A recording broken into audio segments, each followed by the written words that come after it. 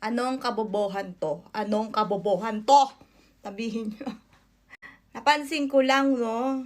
May nakita ko yung mga commercial kasi may kasalanan nito. Nakita ko na yung nanay niya, pina DSWD. Dahil daw siya pinapalo. Mga punyet. Bawal ba murahin yung mga bata dito? Kayong mga kabataan, kayo mga stupid kayo. Oy, sige, magalit na kayo.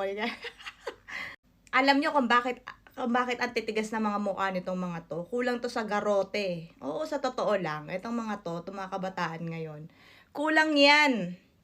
Kulang yan sa bato, kulang yan sa suntok, kulang yan sa, wag naman suntok. De, ako against ako sa mga ganun. Yung talagang suntok, ganyan. Kasi, nakakita rin ako ng nung chewing ko kasi dati, pag bumanat sa anak yun, talagang malupitan talaga. Oo, talagang susuko sila. Pag nakita ko, pag kinukwelyohan niya yung mga anak niya, talagang lumilipad sa langit. Gano'n. Binabato sa sa couch, mga ganyan. Binabato sa, walang couch noon. Tayo bang makasosyal? Binabato sa papag, sa katre, sa mga gano'n, yung patitigas, alam niyo yun? Ako nagugulat ako, kasi nakikita ko kung paano nila bugbugin yung anak nila. Kasi ako yung tatay ko naman, tsaka nanay ko. Siyempre, babae naman ako. Nabubugbog din ako, pero mild lang. Maraming ngayon ha, mga kabataan, na sinasabi ko sa inyo. Putang ina. Alam nyo, kayo, pag lumaki kayo, mahina kayo. Kasi alam nyo, konting kibot nasa isip nyo, inaapi kayo. Kapag itinuwid mo mga bata ngayon, putang ina, madi-DSWD ka. Pag tinuwid mo mga bata ngayon, masama kang magulang. Pag tinuwid mo yan, sinasaktan mo yan, wala kang kwentang parents. Dami mo, no? Wala kang kwentang magulang. Pero mali, minsan nagiging stupido yung mga bata, no? Minsan nagiging kupal, nagiging walang niya, nagiging wala sa hulog. Kasi akala nila sa lahat ng oras, tama sila. Alam niyo, marami kayong ngayon ha, marami kayong plorga ngayon. Alam niyo yun, yung dati hindi kami makasagot ng Papa DSWD kita. Hindi kasi ngayon dami ko nakikita sa news ngayon na yung tatay, pina-DSWD kasi binatukan yung anak, nanunusok ng stick, pina-DSWD kasi ay inano yung bata. Alam ko, pag hindi nyo anak, syempre, huwag kayong manakit kasi wala kayong karapatan, di ba? Pero ako bago ko para sa akin bago kita ireklamo kung binatukan mo yung anak ko, kung may maling nagawa ang anak ko, bubugbugin ko muna yung anak ko bago kita ireklamo. Kasi 'di ba? Mali ang anak mo, 'di ba? Nanusok siya ng stick. Tapos sasabihin mo na mali pa rin. O sige, mali. Mali talaga kasi hindi naman niya anak 'yun. At sa akin lang, no, masyadong sensitibo mga kabataan ngayon. Hindi na magarote ng magulang.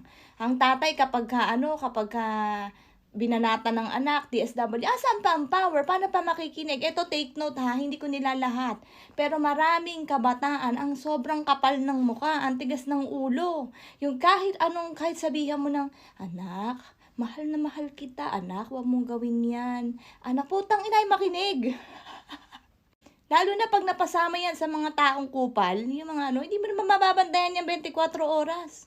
Di mo pwedeng sabihin anak mo, babantayan ko yan 24 oras, nakabantay ako sa kanya para hindi siya mapaligaw ng landas. Nasa tao pa rin yan. Tandaan nyo yan, no? Yung may mga ganyang bata. Yung kahit na anong gawin mong pakikipag-usap sa kanya na matino, makapal lang muka.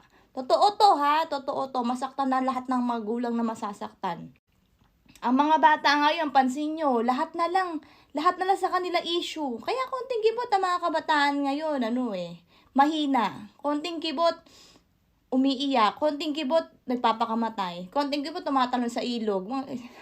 Hindi sa mga building. Ngayon na lang nausin mga putang inang yan Pero dati, hindi naman gaano Diba? Hindi naman gaano. Alam niyo kung bakit?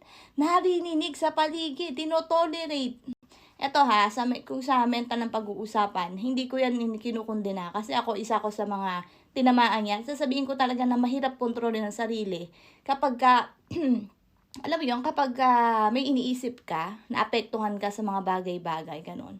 Pero tandaan nyo, minsan, kung sino nakakaranas ng hirap, kung sino yung walang-wala, Yan yung mga nagiging mabuting tao. Kasi ganito yan ha, sa paghihirap ng tao, minsan tayo mga magulang sabi, ayoko na maghirap yung anak natin, ganyan. Ayoko maghirap yung anak ko, ayoko maranasan yung naranasan ko.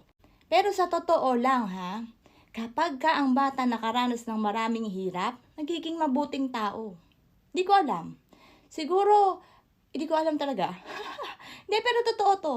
Mga kabataan ngayon, ewan ko na lang. No? Hindi, marami pa rin naman matitino. At talaga pag matalino sila, sinabi na matalino sila, bright talaga sila kasi marami silang nalalaman. Pero ang mentalidad mahina. Sobrang dinidibdib lahat. Hindi pwedeng pagalitan, hindi pwedeng paluin. Putang, di ba? Ikaw na nanay, kami na anak. Di ba? Kasi nasa ng power mo, paano mo didisiplinahin ng anak mo kung hindi mo siya hahatawin, di ba? Di ba may kasabihan nga tayo noon, pag pinapalo ang ng tatay at ng nanay ang ng bata, ibig sabihin mahal nila ito, wag lang bugbugan, iba ng usapan yon. May mga magulang naman kasi talagang walang hiya, yung talagang magbugbog talaga kahit saan katamaan, yung gano'n, may gano'n eh. Pero may maganda talagang may dudulot yung pagpalo. Hindi ako against sa mga namamalong magulang. Mas maganda yan, upakan mo. Oo, talaga, batuhin mo, ganyan. Kasi, wag mong kang papayag na ma-under ka ng bata. Wag kang papayag na, kasi iisipin nila palagi tama sila. Iisipin nila tama yung ginagawa nila, kahit na alam nilang mali na. Hindi kita pwede i-correct. Paano pag matigas ang mukha mo, tang ina? Ano na yun, wala na yun, tapos na yun? So, mag-part 2 pa to. Nanggigigil talaga ako. Kakain muna ako, bye.